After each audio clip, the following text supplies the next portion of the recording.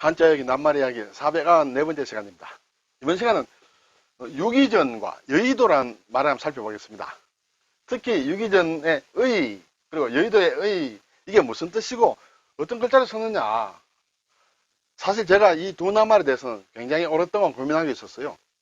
도대체 의가 무슨 뜻인가?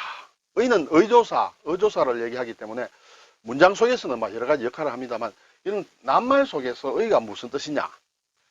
제가 사실은 유기전이 있었던, 조선에 유기전이 있었던 지금의 종로지요. 종로 쪽에서 오랫동안 직장 근무를 했었어요.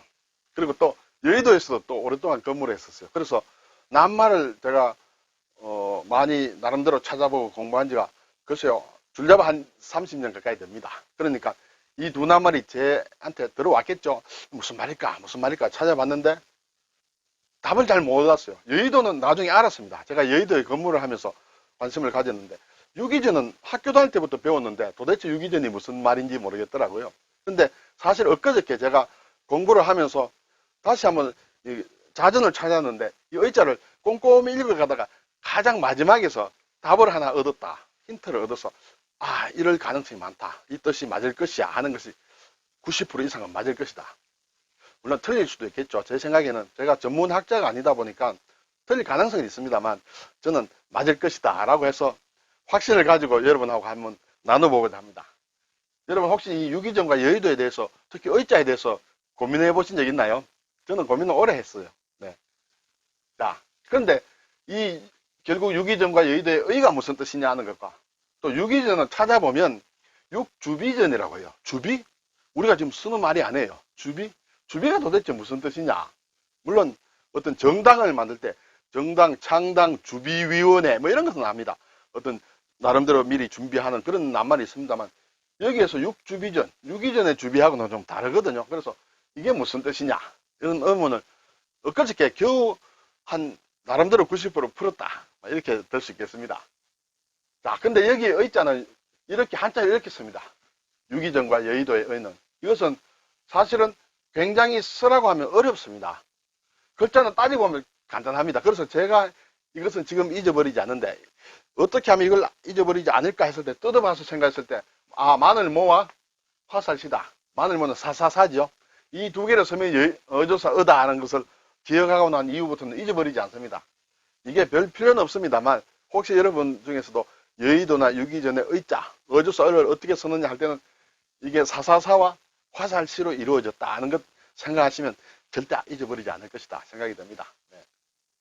자, 유기전은 앞에서 말씀드렸다시피 육주비전이라고도 합니다. 도대체 의는 무슨 뜻이고, 그러면 의와 주비가 같은 위치에 있으므로 같은 뜻이라고 볼 수 있는데, 주비가 무슨 뜻이냐? 그래서 엊그저께 제가 자전을 찾을 때 의자를 쭉 읽어 내려갔을 때 가장 마지막에 이런 표현이 나왔어요. 국이다. 나라 국. 이것은 중국이나 일본에서는 쓰지 않고 한국에서만 쓰는, 우리나라에서만 쓰는 그런 용례라는 그런 뜻이에요. 그래서 의를 찾았더니 이를 국어로 해놓고 주비라고 했습니다. 그리고 설명이 부문 이렇게 돼 있어요. 부문. 부문은 어떤 분야, 어떤 종류를 얘기하겠죠. 그래서 여러분도 자전이 있으면 혹시 한번 찾아보세요. 이런 뜻이 나오는지. 그래서 결국 주비라는 것은 조선시대 때 서울 종로거리에 있었던 상품별 가게다. 상품별, 상품 종류별, 상품 부문별이다. 주비란 말은 부문을 뜻하고 그것을 한자로 의로 이렇게 했다, 이렇게 되겠죠. 네, 그렇게 하면 유기전이 이제 풀리는 거예요, 제 생각으로는. 그래서 유기전을 보니까 6개의 어떻게 가게인데, 6개의 단순히 뭐뭐 쓰이가 아니라 6개 종류, 6개 부문, 6개 분야라는 그런 것이죠. 그래서 쭉 보니까 선전이 있다. 선전은 비단을 팔는 데다. 그리고 면포전이 있다. 이 전이라는 것은 가게를 뜻합니다. 네, 우리가 전을 피웠다 이렇게 얘기를 하죠. 그래서 면포는 무명을 팔았다. 그리고 지전이 있다. 지는 종이죠. 네, 지물을 팔았다. 그리고 면주전, 면주는 명주를 얘기한다. 이것도 옷감을 얘기합니다. 그렇죠? 그리고 저포전, 저포는 모시를 얘기한다. 그렇게 되면 이 5개 중에 4개가 옷감과 관련된 것이에요. 비단, 무명, 명주, 모시. 사실은 가게라는 것은 우리 생활 필수품은 옛날도 마찬가지겠죠. 수백 가지의 어떤 물품이 필요합니다. 그 중에서 가장 중요한 것이 이렇게 옷감이다 하는 것을 우리가 알 수 있습니다. 그리고 이제 종이가 중요하겠죠. 그리고 또 이제 어물, 생선을 팔았다. 생선을 이렇게 어물전, 내외 어물전, 내 어물전이 있었고, 사실은 외 어물전이 있었어요. 나중에 이제 합쳐졌는데, 어쨌든 어물을 팔았다. 이렇게 됩니다. 그래서 육의전이라는 것은 6부문의 가게다. 6부문을 파는 가게다. 이렇게 되겠습니다. 네, 육의전은 사실은 나라에서 이렇게 정해진 그런 것이었어요. 자, 우선 그 전에 이제 이 가게 전자가 나왔는데 상당히 쓰지 않습니다. 거의 우리 순 한글로 이렇게 전으로 이렇게 생각합니다만 막 그렇게 해도 괜찮겠죠. 그렇지만 이제 한자를 가진 글자다. 전이라는 것은 어쨌든 어떤 집과 같은 가게를 만들므로 집음자를 쓴다. 이렇게 되겠죠. 그리고 안에 쓰는 것은 이렇게 마을리와 여덟팔과 이게 흑토다. 이렇게 돼서 이제 전으로 하는데 이 글자의 자원에 대해서는 찾아봤지만 우리 이제 한자를 배우는 기초에 있는 저희들로서는 별로 알 필요가 없는 그런 글자다. 이렇게 되겠습니다. 어쨌든 이것이 가게를 뜻하는 것이다. 가게를 뜻하는 글자 중에는 우리가 점이라는 걸 많이 씁니다. 점포, 가게, 점자. 그렇죠? 이 두 가지를 우리가 거의 쓰는데 일반적으로 점을 많이 쓰죠. 근데 가게란 말은 사실은 한자 말이에요. 원래는 가가에서 왔습니다. 가는 이제 임시 빌린다 그런 뜻이죠. 임시로 지은 집이다.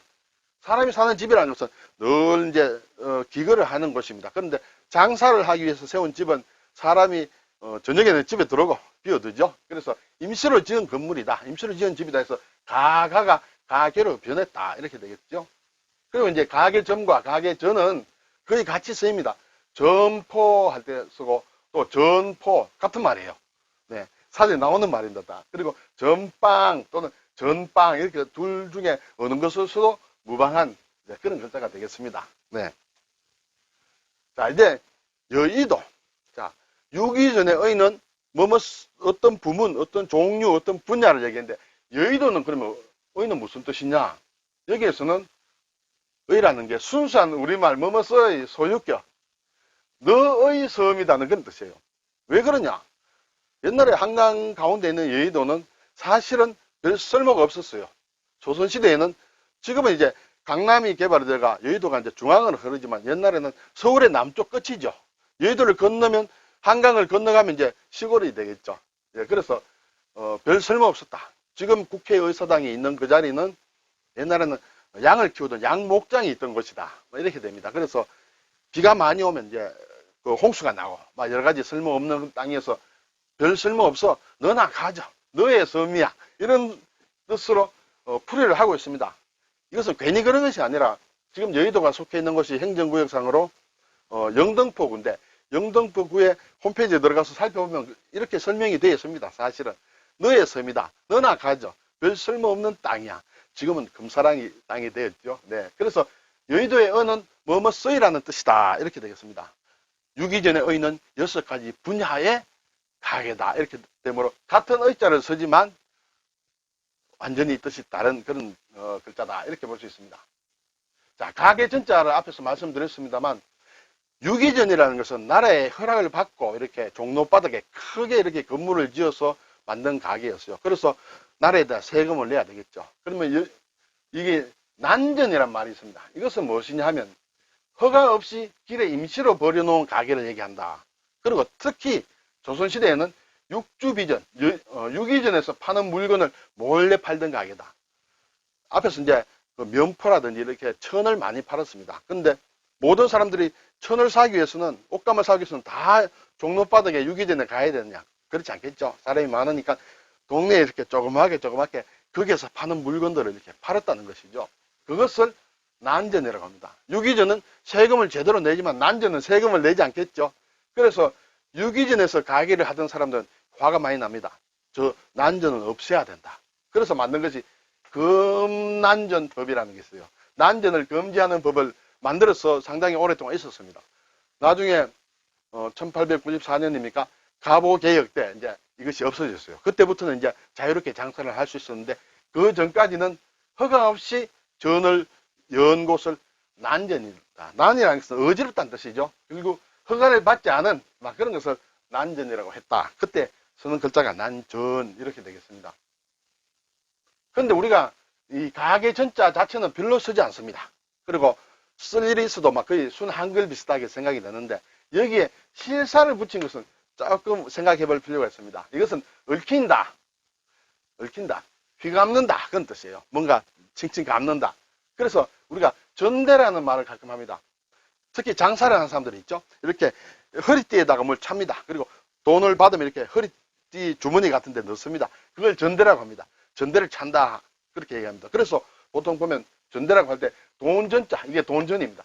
돈띠를 얘기하는 게 아닌가 하지만 그것은 아니고 단순히 허리띠를 얘기합니다. 물론 돈만 넣는 것이 아니라 다른 물건도 넣을 수 있죠. 어쨌든 허리에 휘둘러 감은 띠를 전대라고 한다 이렇게 되겠죠. 돈전자로 생각하면 안 된다 이렇게 되고, 그리고 중국 풍수 속에 전족이라는 게 있죠. 발을 이렇게 감쌉니다. 특히 여자들 발을 어릴 때부터 이렇게 발이 더 크지 못하도록 이렇게 칭칭 이제 천으로 감아매는데 그것을 휘감을 전을 해서 전족이다 할 때 이 전자를 쓴다. 실사변을 붙인 가기전자다 이렇게 되겠죠. 네. 오늘 유기전과 여의도의 의자에 같은 위치에 서여서 비슷하게 됩니다. 여의도는 너의 섬으로 뭐뭐 써야 했습니다. 유기전도 6개의 전으로 생각하면 쉬운데 저는 그게 아닐 거다 생각하고 쭉 찾다가 결국 의는 주비를 얘기한다. 주비라는 것은 어떤 부문을 얘기한다. 특히 조선시대에 6개의 큰 가게들을 얘기할 때 쓰는 글자다. 그래서 두 글자가 같은 위치에서 같은 글자를 쓰지만은 뜻은 다르다는 것을 제가 여러분께 한번 말씀을 드립니다. 사실 정확한지 아닌지는 저는 100% 장담 못합니다만 여러분 한번 생각을 해보시면 어떨까요? 그리고 난전이다. 네, 난전. 그리고 전대, 전조. 네, 이런 말 한번 생각해 보았습니다. 수고하셨습니다.